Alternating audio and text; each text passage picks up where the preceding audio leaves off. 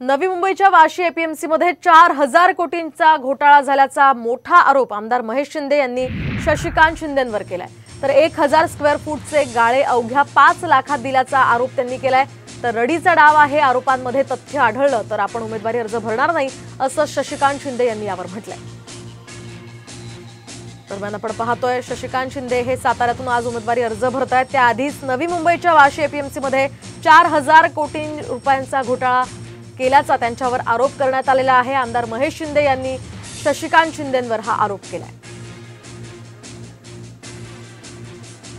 हा घोटाळा बाळासाहेब सोळसकर अध्यक्ष असताना घोटाळा झालाय। त्याच्यामध्ये तत्कालीन मंत्री शशिकांतजी शिंदे साहेब आणि तत्कालीन बाकी सगळे संचालक यांनी सगळ्यांनी मिळून तो घोटाळा केलेला होता। साहेबांनी आणि महाविकासाकडे निर्णय घेतला मी लढतो।